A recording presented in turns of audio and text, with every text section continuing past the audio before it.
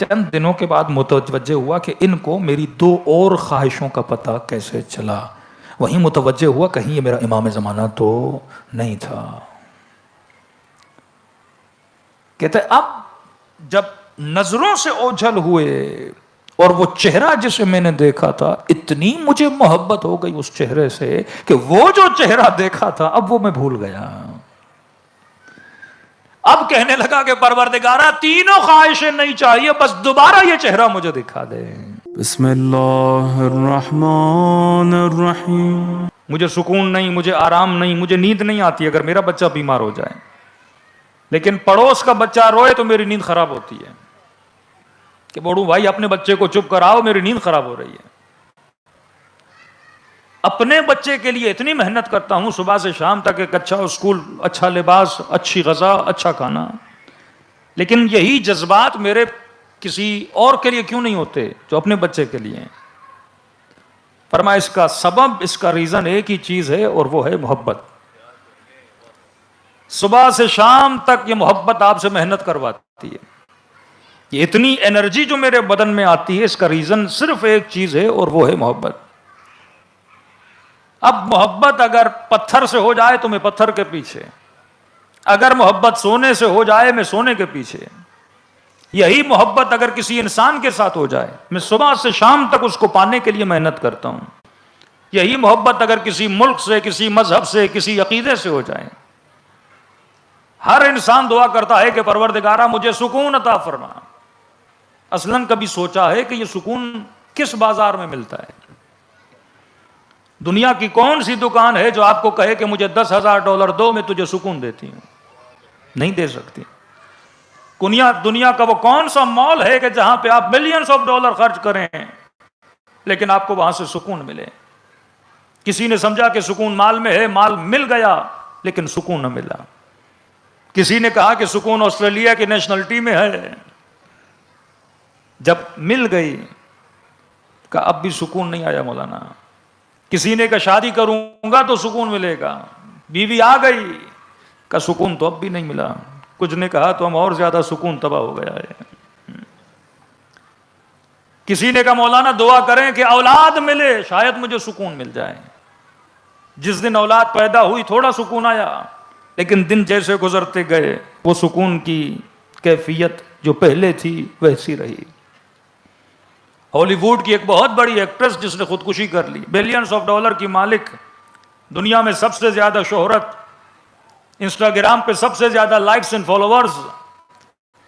لوگ پریشان تھے کہ اس کے پاس دولت ہے، اس کے پاس گھر ہے، مطلب اس کے پاس جو تھا لوگ رش کھاتے تھے کہ میرے پاس بھی ہو.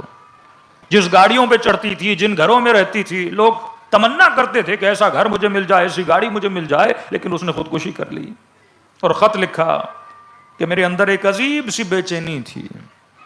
مال ملا، دولت ملی، حسن ملا، واہ واہ ملی، شہرت ملی، لیکن یہ بے چینی گئی نہیں. تو میں نے سوچا شاید موت اختیار کر لوں، مرنے کے بعد شاید مجھے سکون مل جائے. اب اللہ عالم اس کو ملا کہ نہیں ملا. تو دنیا کی سب سے قیمتی ترین چیز اگر آپ سے بولا جائے نا کیا ہے، وہ نعمت سکون ہے. کہ خدا کہتا ہے ہم نے اپنے حبیب کے دل پہ کس چیز کو نازل کیا؟ سکون کو نازل کیا. کہ مولا حسین کا سر قلم کرنے والا کہتا ہے کہ میں نے حسین کے چہرے پہ کس چیز کو دیکھا؟ سکون کو دیکھا، اطمینان کو دیکھا. کہ یزید تخت پر بیٹھ کر بھی پریشان تھا اور سیدہ زینب کے ہاتھوں میں رسیاں تھیں پر سکون کے ساتھ کھڑی تھیں. یہ سکون کی دولت کہاں سے ملتی ہے؟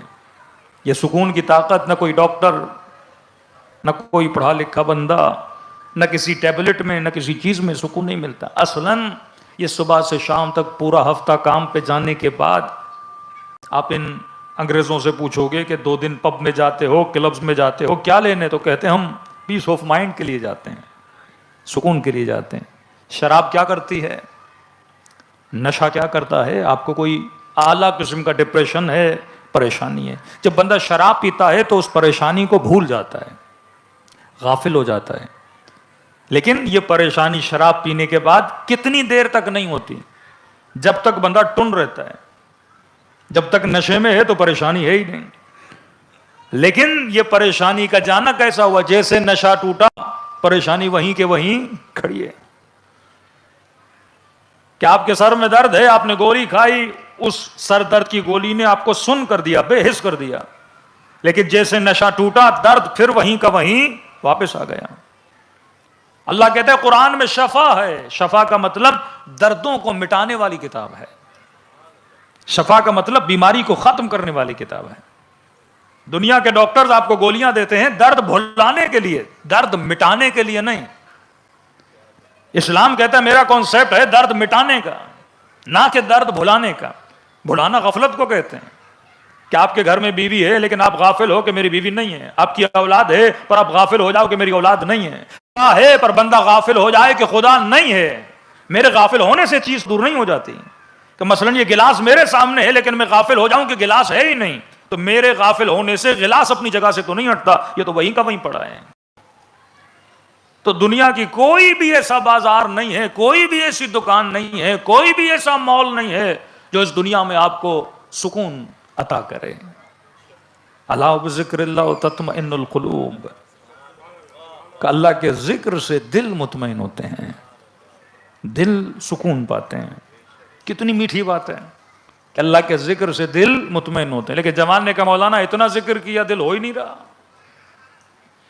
الصلاۃ تنہی عن الفحشاء والمنکر, نماز فحشاء سے بچاتی ہے, گناہوں سے بچاتی ہے, بدکاریوں سے بچاتی ہے. کہ مولانا نماز پڑھ بھی رہے ہیں لیکن پھر بھی گناہ کر رہے ہیں. وہ کون سی نماز ہے جو مجھے منکر سے بچائے گی؟ وہ کون سی نماز ہے جو مجھے فحشاء سے بچائے گی؟ وہ کون سا ذکر ہے جو میرے دل کو مطمئن کرے گا؟ تو آپ نے راز سکون کو سمجھنا ہے کہ سکون کس چیز سے ملتا ہے. کہ شروع دن سے کہہ رہا ہوں کہ انسان اسی لیے ہے کیونکہ اس کا مقصد ہے, اور مقصد وہ ہو جو تابع عقل ہو. اب محبت سے انسان بچ نہیں سکتا. کسی نے میرے چوتھے امام زین العابدین علیہ الصلوۃ والسلام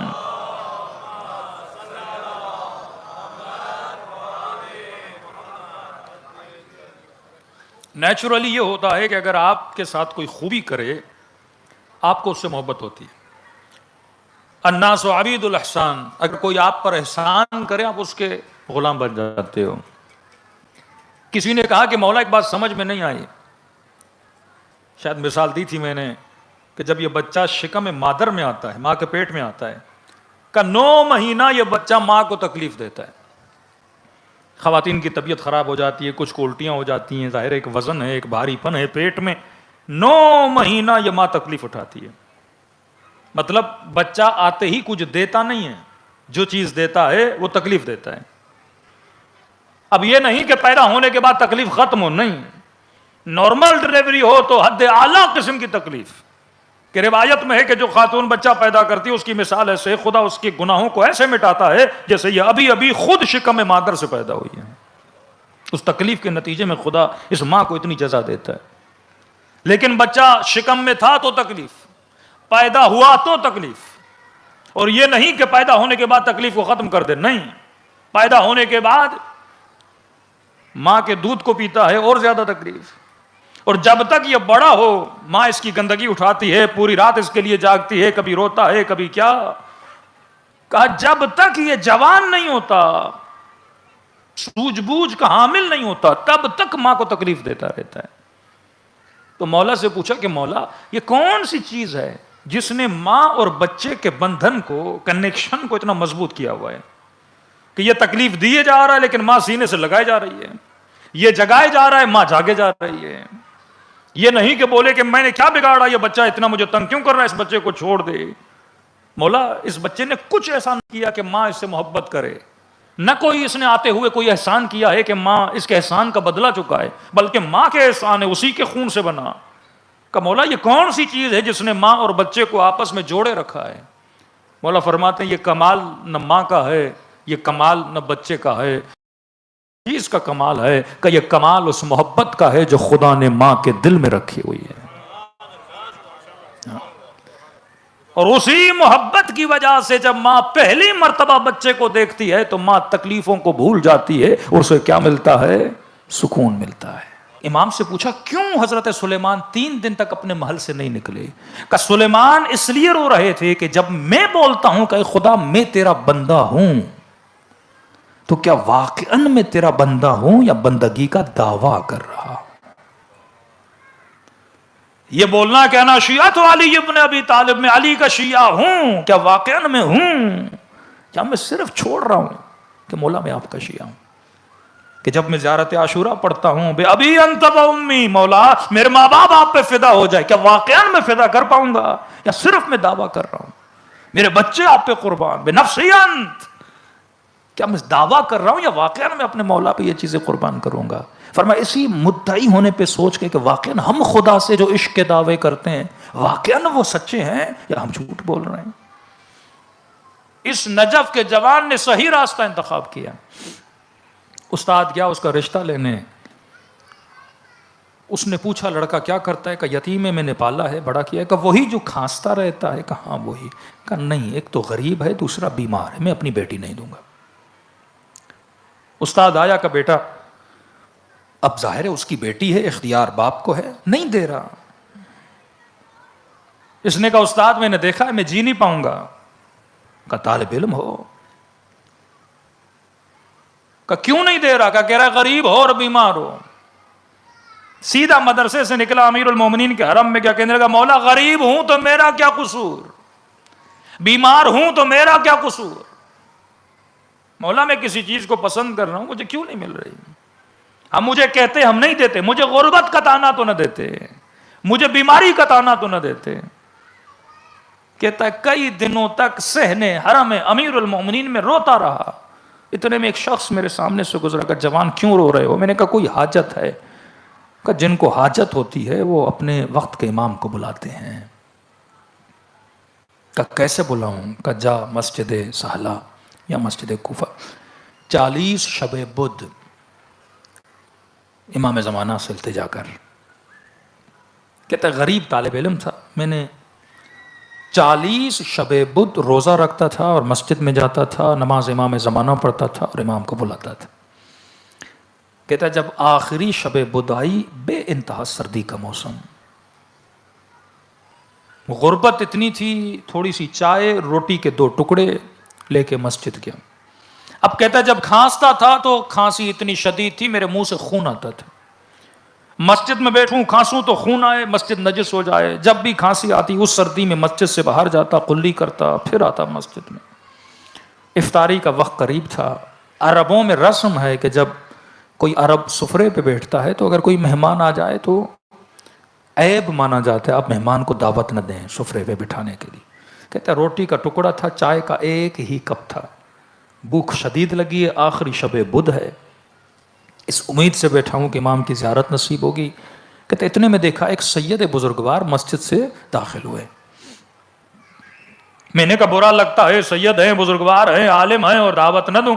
میں نے کوئی بات نہیں، اللہ مالک ہے، آج کھانا ایسے دیتا ہوں، میں پانی سے افطار کر لوں گا.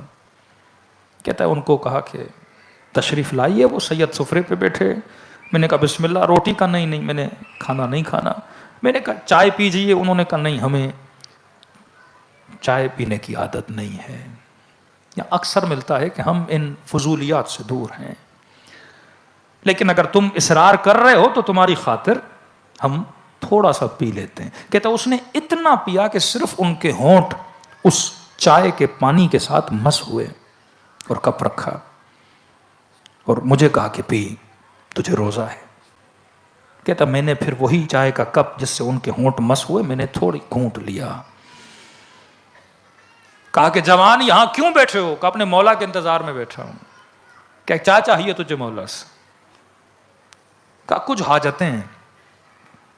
کہ بتا کون سی حاجتیں ہیں؟ کہا ایک تو غریب ہوں اور کسی نے مجھے غربت کا تانا دیا ہے. فرمایا امیری تمہارے لیے بہتر نہیں، مصلحت ہے کہ تو غریب رہے. امیر ہوگا تو اہل بیت سے دور ہو جائے گا. تیری دوسری خواہش تھی کہ تیری اس لڑکی سے شادی ہو جائے. ہم دعا کرتے ہیں کہ تیری شادی ہو جائے. اور تیری تیسری خواہش تھی کہ تو بیمار ہے، تو کھانستا بہت ہے، اللہ نے تجھے شفا دے دی ہے. کہ یہ کہہ کر وہ اٹھ کے چلے گئے. چند دنوں کے بعد متوجہ ہوا کہ ان کو میری 2 اور خواہشوں کا پتہ کیسے چلا. وہیں متوجہ ہوا کہیں یہ میرا امام زمانہ تو نہیں تھا. کہتے اب جب نظروں سے اوجھل ہوئے اور وہ چہرہ جسے میں نے دیکھا تھا، اتنی مجھے محبت ہو گئی اس چہرے سے کہ وہ جو چہرہ دیکھا تھا اب وہ میں بھول گیا. اب کہنے لگا کہ پروردگارا تینوں خواہشیں نہیں چاہیے، بس دوبارہ یہ چہرہ مجھے دکھا دے. شدید تھا نا وہ حسن میں، محبت میں. اب کہتا ہے دل اس کی طرف راغب ہو گیا. میں نے کہا کچھ بھی نہیں چاہیے. کہتا ہے سیدھا حرم امیر المومنین میں گیا. اتنا رویا کہ مولا آئے بھی میں نے پہچانا نہیں، میرے ساتھ بیٹھے میں نے پہچانا نہیں. پتا ہوتا ہاتھوں کا بوسہ لیتا، چہرے کا بوسہ لیتا. کہتا مولا اپنے ساتھ مجھے لے جائیے. کس دنیا کو لے کر بیٹھا تھا، اور امام تھے، امام سے امام کو نہیں مانگا.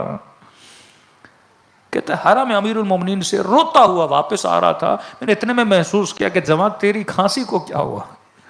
کہتا محسوس کیا کہ مجھے تو کب کی شفا مل گئی. یہ شفا اسی چائے میں تھی جس سے امام نے اپنے ہونٹوں کو مس کیا تھا. کہتا اپنے حجرے میں گیا، زار و قطار رونے لگا.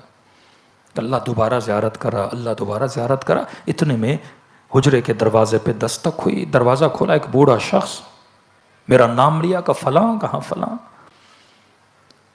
کہا کہ تم کھانس نہیں رہے. کہا کہ اس امام نے شفا دی ہے جو مریضوں کو شفا دیتا ہے. کہا آپ ہیں کون؟ کہ میں اسی بچی کا باپ ہوں جس کا رشتہ تم نے بھیجا تھا. کل اپنے استاد کے ساتھ آنا، میری بیٹی کا رشتہ لے کر جانا.